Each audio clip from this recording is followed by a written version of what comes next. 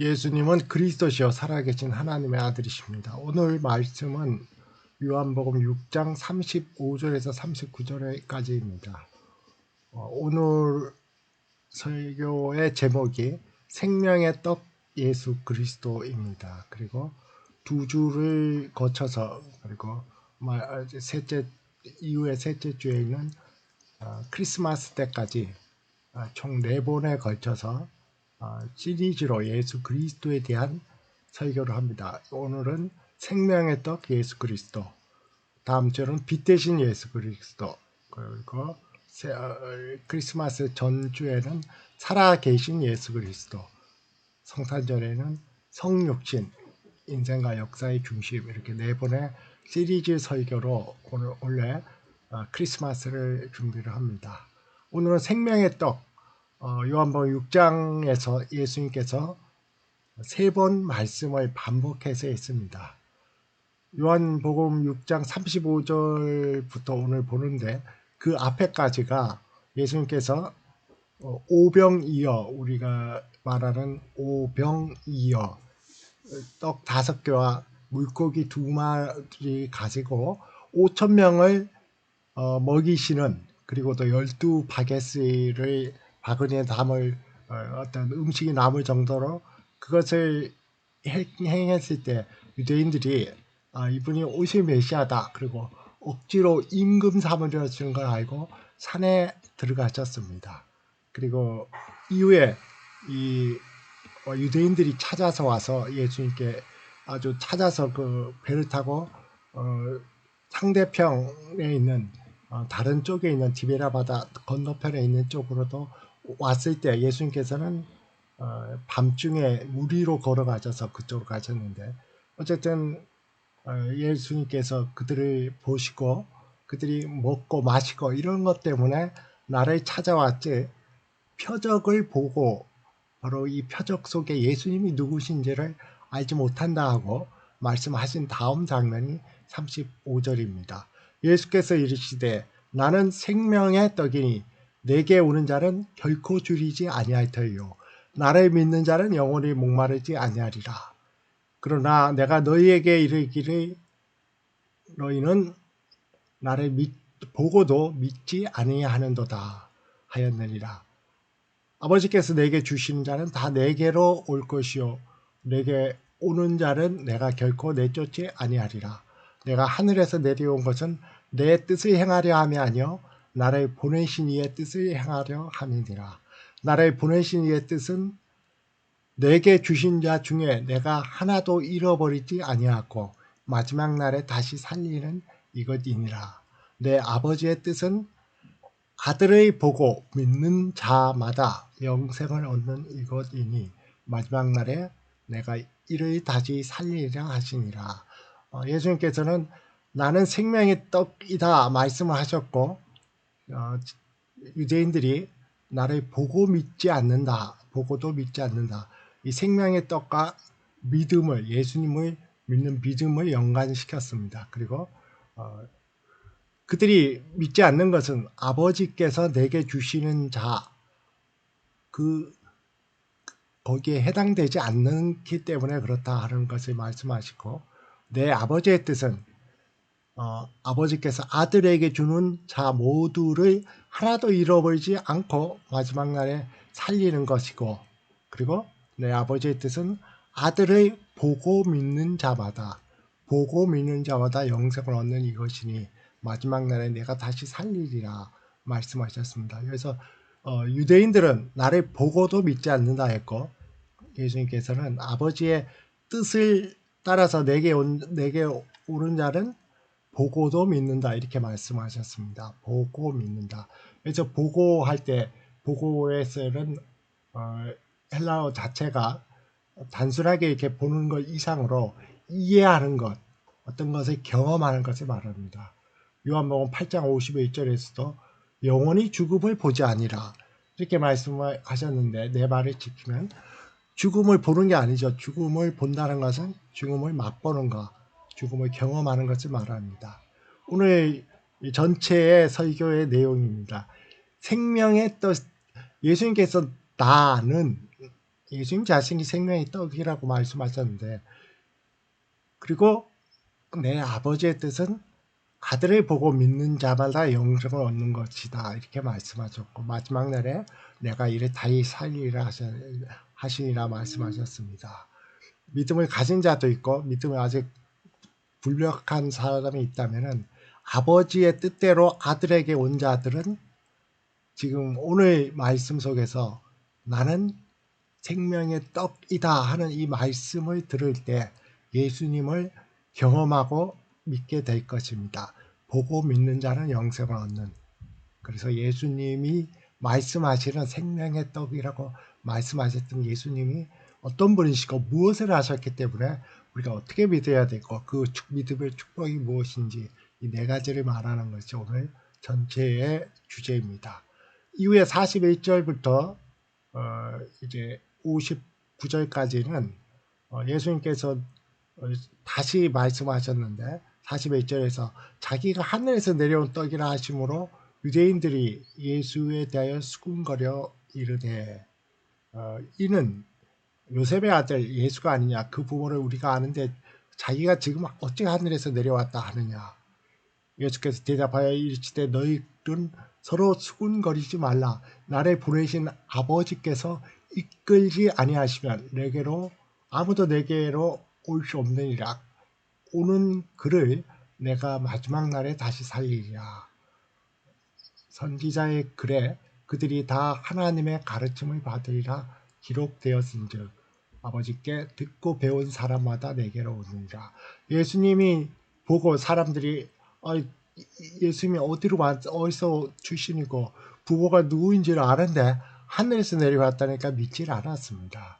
그런데 예수님께서 뭐라고 말씀하셨나 하면, 나를 보내신 아버지께서 이끌지 아니하시면 아무도 내게로 올 수 없으니. 다른 말로 하면은 누구도 예수님을 하나님의 아들 그리스도로 정상적으로 믿을 수 없습니다. 자연적으로 믿을 수 없습니다. 연구해서 믿을 수 없습니다. 증거를 갖다 대서 할 수 없어서, 부인할 수 없어 믿을 수 없습니다. 아버지께서 이끌지 아니하시면 누구도 예수님을 믿을 수가 없습니다. 지난 주일에 우리가 방문해서 같이 식사를 할 때 그 장모님이 말씀하셨죠. 장인어른이 예전에는 기독교 복음 이런 걸 들으면은 화를 내거나 아니면은 무관심하고 이렇게 했는데, 지금은 아주 그것을 경청하기를 좋아하고 기도를 받는 것, 기도 듣고 하는 것을 좋아합니다. 오늘 말씀하신 나를 보내신 아버지께서 이끌지 아니하시면, 바로 이 이끌다는 원어적 표현이, 성경적 표현이 가장 적합한 말입니다. 지금 제가 예를 든 것이, 예전에는 기독교에 관심도 없고 설교를 하면은 딴 생각하고, 아니면 뭐 빨리 끝났으면 좋겠다는 생각을 하고 무관심하고 또는 반감을 갖고 뭐 이렇게 했었는데, 이유가 무엇이든지 언젠가 어떤 계기로부터 말씀이 좋아지고 말씀 속에 있는 예수님이 좋아지고, 예수님이 그렇게 사랑스럽고 기에 붙일 수가 없습니다. 하나님의 영광을 보면 마음이 뜨거워집니다. 이렇게 변화된 것이 아버지께서 이끈 결과입니다. 하나님은, 예수님은 협박하지 않습니다. 너가 믿지 않으면 지옥 가니까 딴 길이 없으니까 나를 믿어라, 이렇게 협박하지도 않고, 강요해서 할 수 없어서 모든 상황을 억지로 강요해서 강제로 믿게도 하지 않습니다. 어떻게 우리가 한 사람이 거듭나고 믿음을 가지고 예수님이 생명의 떡이라는 말씀이 간격으로 오냐 하면은, 그의 심령이 가장 깊은 속에 있는 하나님에 대해서, 그리스도에 대해서, 복음에 대해서 무관심했던 그 마음이 전복될 때, 새롭게 바뀌어질 때, 트랜스포메이션 될 때, 그때 될 때, 완전하게 변화될 때, 거듭날 때, 이제는 그렇게 하나님은 우리의 심령을 변화시켜서 믿음을 갖게 하십니다. 믿음이 가져서 심령이 변화되는 게 아니라 엄밀히 말하면 우리의 마음의 성향이 변해서 복음이 좋아지도록 만들어서 예수 그리스도를 믿게 합니다. 이끈다 하는 의미가 거기에 있습니다. 45절이 나온 것처럼 선지자 그들이 다 하나님의 가르침을 받으리라 기록되었는데서 하나님께 듣고 배운 사람마다 내게로 오느니라. 믿음이 있는 사람이 누구라고요? 하나님의 가르침을 받고 하나님 아버지께 듣고 배운 사람입니다. 아무리 위대한 설교자도 어느 한 사람도 거듭나게 할 수가 전혀 없습니다. 왜냐하면 믿음은 위에서부터 오고, 그래서 위로부터 온 예수님이 하나님의 아들, 오늘 성경에서 말씀하시는 생명의 떡이라는 것을 믿고 알게 되는 것은 하나님께 가르침을 받아야만 됩니다. 어떤 다른 아무리 위대한 설교가, 아무리 위대한 어떤 영화든 어떤 문헌이든 책이든 한 사람도 변화시킬 수가 없습니다. 내가 설교를 하면 이거를 믿기만 하면 이걸 외우면 거듭난다 하는 것은 있을 수가 없습니다. 성경적으로. 아버지께 그 모든 것은 수단이고 매개체입니다. 그를 믿음을 갖게 하는 것은 하나님 아버지 자신입니다. 아버지의 가르침을 받으리라. 아버지께 듣고 배운 자는 내게로 오니라. 그러면 나는 왜 이 설교를 듣는 많은 사람들 중에 나는 왜 믿음이 없냐면은 나는 왜 아직도 무관심하고 나는 아직도 별로 좋아하지 않게 됩니까? 하는 것은 어떤 의미에서는 아직까지는 아버지께서 이끌지 않으신 거고, 아직까지는 이제 더 두고 봐야 되지만 아직까지는 하나님의 뜻대로 믿음을 가진 사람이 아닌 것이 스스로 잘 볼 수가 있어야 됩니다. 오늘 말씀 전체에서는 40절에 앞에서 말했듯이 내 아버지의 뜻은 아들을 보고 믿는 자마다 이렇게 나옵니다. 아들을 보고 믿는 자마다. 이것은 지금까지 제가 말씀한 한 설교는 어떤 예정론적인 어떤 의미 같이 하나님이 우리에게 믿음을 주고 하나님이 이끌고 하나님께 뜻대로 이끄심을 받아야만 구원을 받는다고 예수 믿는다 했는데 40절에는 동일하게 우리의 책임을 이렇게 말합니다. 예수님께서 내 아버지의 뜻은 아들을 보고 믿는 자마다. 이건 능동태입니다. 예수 그리스도를 보고 믿는 자는 누구든지, 이게 자마가 누구든지가 됩니다. 영생을 얻는 이것이니 마지막 날에 내가 이를 다시 살리리라. 하나님의 주권은 우리의 모든 것을 통제하고 모든 것을 주관하지만은 우리에게 부여된 것은 하나님의 신비한 예정을 생각하고 그것을 논리적으로 추론하는 게 아니라 우리의 모든 한계를 벗어난 하나님의 입장이 아니라 우리에게 준 것은 내 아버지의 뜻은 아들을 보고 믿는 자마다 영생을 얻는 것에 있습니다.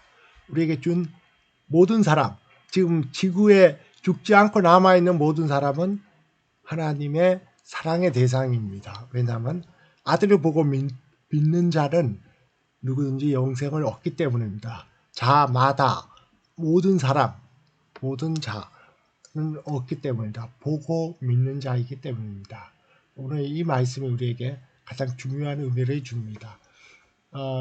그렇다면은 예수님이 왜 생명의 떡이라고 했습니까? 자기 자신을 생명의 떡이라는 것은 죽었기 때문에 그 떡을 먹으면은 새 생명을 얻고 또 생명이 계속 유지되는 것을 말합니다. 생명의 떡 이렇게 말씀하신 것은 우리 모두는 예수님을 믿기 전에 있는 모든 사람들은 실제로는 영적으로는 죽어 있습니다. 스스로 예수님이 증거하는 하나님을 알지 못하는 것이 스스로 죽어 있다는 것을 증거합니다. 왜냐하면 영생은 생명의 떡은 예수님 자신이고 예수님 안에 있기 때문입니다. 요한일서 5장 11, 12절에서도 또 증거는 이것이니 하나님이 우리에게 영생을 주신 것과 이 생명이 그의 아들 안에 있는 그것이니라. 영생을 주셨는데 영생은 어디에 있다고요? 예수 그리스도 안에 있습니다. 그래서 12절에서 아들이 있는 자에게는 생명이 있고 하나님의 아들이 없는 자에게는 생명이 없느니라 말씀하셨습니다. 예수 그리스도를 믿음으로 생명의 떡이 우리에게로 다가옵니다. 그리스도와의 인격적인 연합과 또 그리스도와 하나가 되는, 그리스도가 내 안에 거하고 내가 그리스도 안에 거하는 믿음의 연합, 인격의 연합이 믿음으로 이루어질 때 그리스도 안에 있는 영생, 생명의 떡이 나의 새 생명이 되고 새 생명을 계속 키워나가는 살아있는 생명이 됩니다. 에베소서 2장 1절에서 그리스도는 허물과 죄로 죽었던 너희를 살리셨다. 그래서 그리스도와 연합된 자는, 그리스도를 믿는 자는 그리스도 안에 있는 새 생명, 그리스도 안에 있는 영생이 내가 공유하기 때문에 에베소 2장 1절이 이렇게 말할 수가 합니다.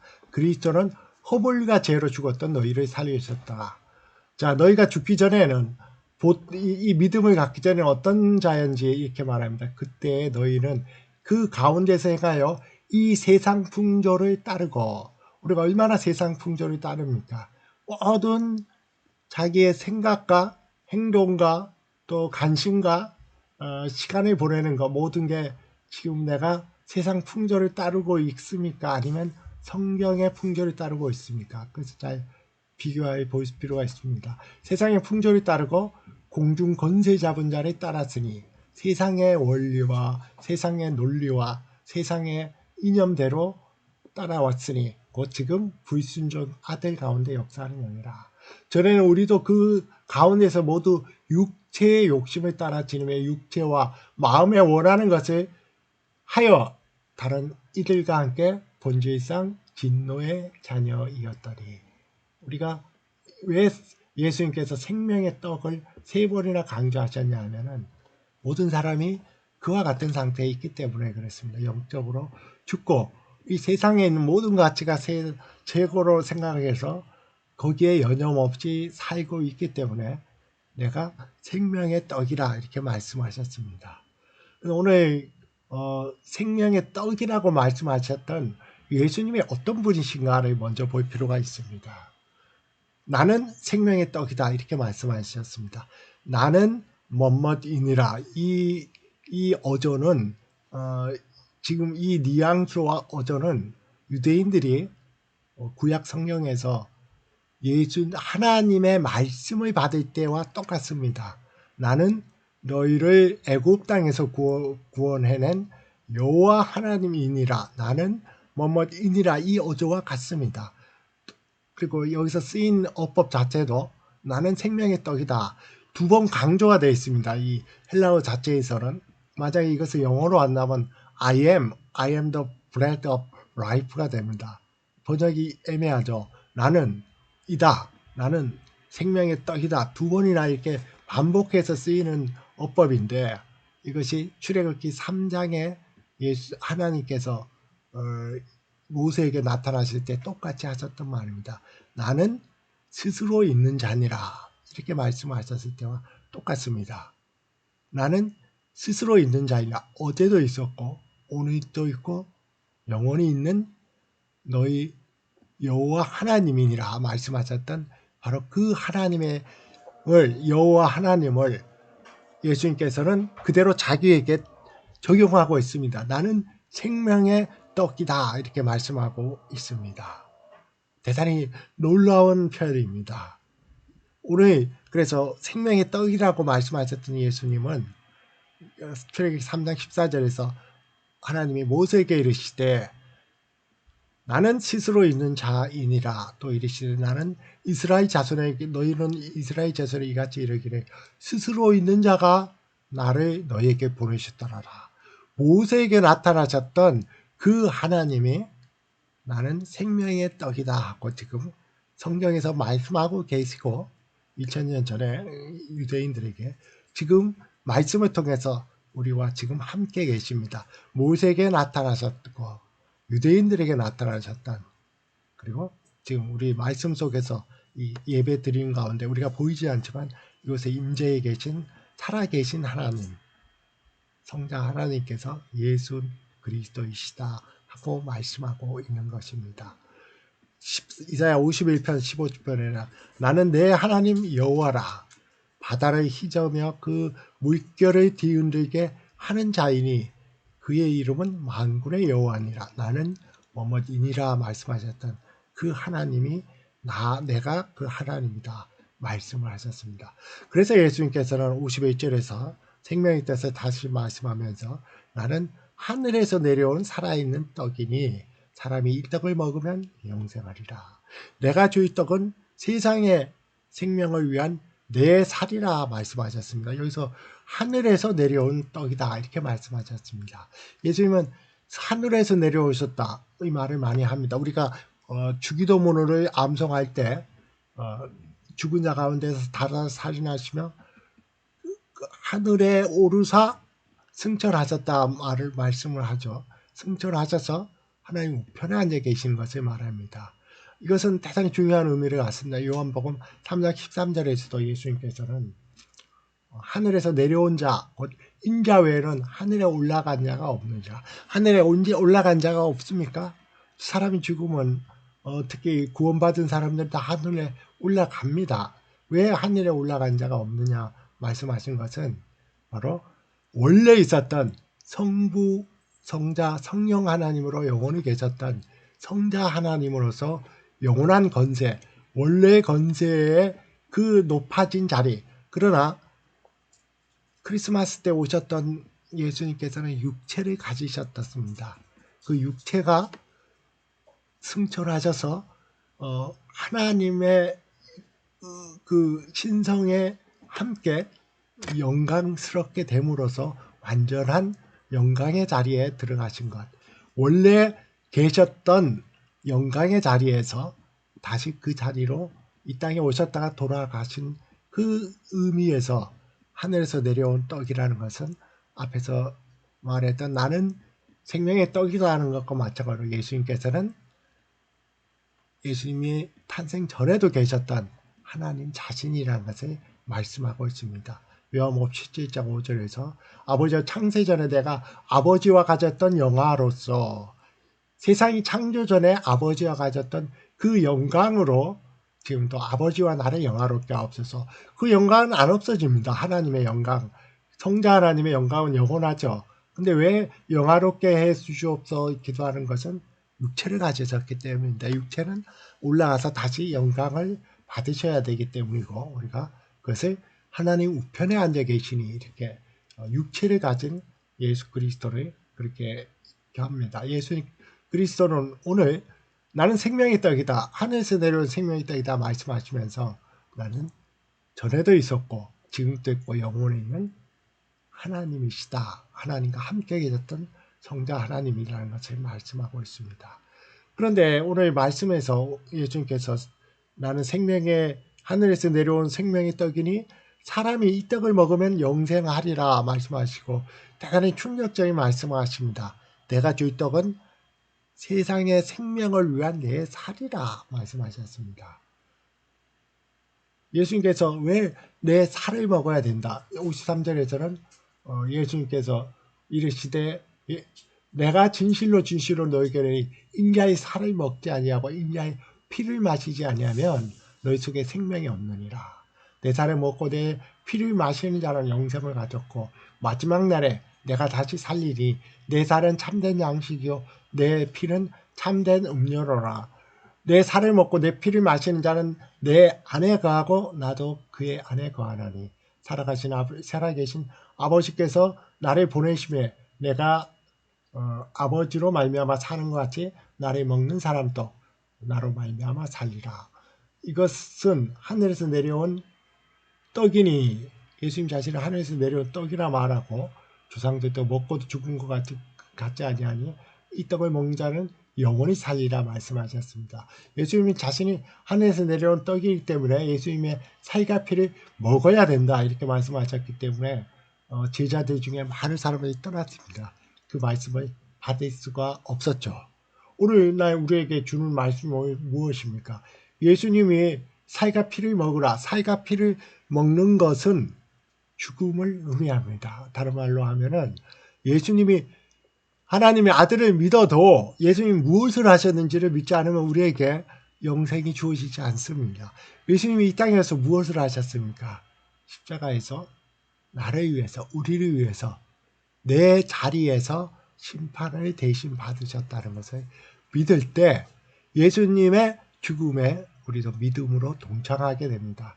갈라디아 2장 20절처럼 내가 그리스도와 함께 십자가에 못 박혔나니 2000년 전에 내가 그리스도와 함께 십자가에 못 박혔다고 말합니다. 왜요? 그리스도는 영원한 하나님으로 십자가의 사건은 영원한 하나님의 사건으로 남아있는데 그리스도와 연합할 때 믿을 때 오늘 말씀에서 내 살을 먹고 내 피를 먹는 자는 내 안에 거하고 나도 그의 안에 거하나니 이거는 예수 그리스도를 믿을 때 가장 깊은 인격적인 연합이 이루어지는 것을 말합니다. 그리스도의 죽음을 믿을 때 그리스도의 죽음이 인자에 온 것은 성경을 받으려 함이 아니라 도리어 성결하고 자기 목숨을 많은 사람의 대속물은 대신 죽는 것을 말합니다. 이것은 랜섬이라는 구속물을 말합니다. 대신 지불해 준 값. 그리스도의 십자가의 죽음이 나의 죽음이요 나의 심판이었다는 것을 믿음으로 받아들일 때 그리스도는 내 안에 거하고 내가 그 안에 거하게 됩니다. 예수 그리스도는 하나님의 아들이시고 나를 위해서 십자가에서 죽으시고 부활하셨습니다. 그리스도의 죽음이 나의 죽음이고 나의 심판을 대신한 바로 그 죽음입니다. 이것을 믿는 사람이 예수 그리스도의 피와 살을 믿는 것이고 그로 인해서 그리스도가 내 안에 거하고 내가 그리스도 안에 거하는 이러한 믿음의 연합이 이루어집니다. 내 아버지의 뜻은 아들을 보고 믿는 자마다 영생을 얻는 것이니 오늘 대단히 중요한 예수님의 말씀이 우리에게 전해집니다. 아들을 보고 믿는 자는 누구든지 영생을 얻는데 아들을 보고 어떻게 믿습니까? 아들이 누구이고 무엇을 하셨습니까? 구약에 예언된 그리스도이실 뿐만 아니라 영원전부터 함께 하나님과 계셨던 하나님이신 하나님의 아들이신 예수님이라는 예수님이 누구신지를 보고 믿는 것이고 그분이 십자가에서 나의 죄 그것을 위해서 죽고 부활하셨다는 그리스도의 십자가는 단순한 십자가가 아니고 내가 죽은 그것을 믿으면 구원받는다는 어떤 명제적으로 교리적인 문제가 아니라 그리스도의 그 자리에서 십자가의 자리에서 내 죽음이 내 심판이 처리되었다는 것을 믿을 때 그의 피와 살을 먹는 것과 같고 그리스도가 내 안에 거하고 내가 그리스도 안에 거하는 믿음의 연합 속에서 내가 하나님의 아들을 믿는 믿음 안에서 영원한 생명 영생을 얻고 그리스도와 함께 동행하는 삶을 삽니다. 이제 마지막 주제여서 이 하나님의 아들을 어떻게 믿는지를 분명히 하나님은 말씀하셨죠. 나를 보내신 사람께서 이끌지 아니하시면 이끌다는 의미는 제가 비유를 들었습니다. 복음을 그렇게 싫어하고 아니면 아예 무관심하든지 그건 먼 옛날 먼 훗날 얘기 나중에 내가 세상을 즐기다가 뭐 나중에 믿음 없고 천국 가면 되겠지 하는 정도로 내비뒀는데 어느 날 하나님이 나를 이끄시면 복음이 믿어지고 기뻐지고 감격해집니다. 나의 삶에서 세상의 원리가 아니라 그리스도가 최고의 원리가 됩니다. 아버지께서 나를 이끌지 아니하시면 이것은 예정론을 가지고 누가 구원을 받을 거냐 인간의 책임이 뭐냐 이것을 논쟁하기 위해 필요한 것이 아니라 믿음을 가진 사람이 자기 믿음을 되돌아보고 믿음의 격려를 주기 위해서 하나님이 예정론을 이렇게 말씀하시고 이렇게 우리가 믿기 어려운 것을 말씀하신 것입니다. 아, 내가 분명히 예수 그리스도를 믿고 있다면 이것은 자기가 돌아보면은 믿게 되는 많은 가정들을 하나님이 이끌어 주신 것을 누구나 고백하게 됩니다. 아, 아버지 하나님께서 예수 그리스도로 나를 이끌어 주셨구나. 이렇게 배우게 됩니다. 요한복음 10장 29절처럼 그들을 주신 내 아버지는 만물보다 크심에 아무도 아버지 손에서 빼앗을 수 없느니라. 예수님이 하신 이 말씀이 큰 은혜가 됩니다. 믿음이 신실한 사람도 정말 특출한 손양원 목사님 같은 분도 어떤 일제 시대 때 이제 감옥에서 계속 고문을 당했을 때 육체로 견디기 힘들고 점점 약해지는 자신을 고백할 수밖에 없었습니다. 우리의 믿음은 스스로에게다 기준을 줄 때는 약해지고 상황에 따라 변하고 언제나 유동적입니다. 그러나 믿음이 어디에 있다고요? 나를 보내시는 아버지께서 이끌지 아니하시면, 내가 작은 믿음이라도 붙들고 있다면 이것은 아버지가 나에게 주신, 아버지께서 주신 믿음이고, 아버지가 예수 그리스도를 이끌어서는 하나님의 뜻이 반영된 믿음입니다. 그들을 주신 내 아버지는 만물보다 크심에 아무도 아버지 손에서 빼앗을 수 없느니라. 폭풍우가 지나가 몰아칠 때는 맞아야지 그걸 어떻게 딴 데 피할 수가 없지 않습니까? 우리에게 어려움이 항상 있을 수 있습니다. 그러나 우리가 믿음을 붙들고 있는 것은 내 능력이 아니라 아버지와 아들이 예수 그리스도께서 붙들고 계시는 것을 우리가 믿음으로 바라볼 때 우리는 지금이 어려울지라도 다시금 믿음을 회복할 수 있고 믿음의 완전한 소망, 완전한 견인, 내가 끝까지 믿음을 지키고 예수 그리스도를 얼굴과 얼굴을 대하여 배우게 된다는 그 소망을, 그것이 분명하다는 하나님의 뜻이기 때문에, 세상이 없어져도 하나님의 뜻이 이루어지기 때문에 그것을 굳건히 가질 수가 있습니다. 그래서 오늘 우리에게 우리의 믿음이 하나님께로 왔다는 것을 예수 그리스도께서 알게 하심으로써 우리를 더욱 위로해 주십니다. 생명의 떡 되시는 예수 그리스도. 성탄절은 단순히 아기 예수의 탄생날이 아니라 영원하신 왕이 우리와 함께 하시고 나와 함께 하시고 내가 그 예수 그리스도 안에 있는 영생을 그리스도의 믿음으로 말미암아, 그리스도의 십자가를 믿음으로 말미암아, 그리스도가 하나님의 아들의 믿음으로 말미암아 그리스도께서 나 안에 거하고 내가 그리스도 안에 거하는 참된 생명의 떡이 내 마음속에서 심어짐으로써 내가 거듭나고 그 양식으로 살아가는 은혜의 시간을 우리에게 크리스마스는 알려주고 있습니다. 기도하겠습니다. 살아계신 아버지 하나님, 우리에게 주신 놀라운 은혜에 감사를 드립니다. 생명의 떡 되신 그리스도께서 우리와 함께 동행해 주셔서 예수 그리스도를 얼굴과 얼굴을 대하는 날까지 우리가 더욱 그리스도를 사랑하고 경배하며 왕 되신 그리스도를 위해서 열심히 믿음을 경주하는 우리 모두가 되게 인도해 주옵소서. 예수 그리스도의 이름으로 기도드렸습니다. 아멘.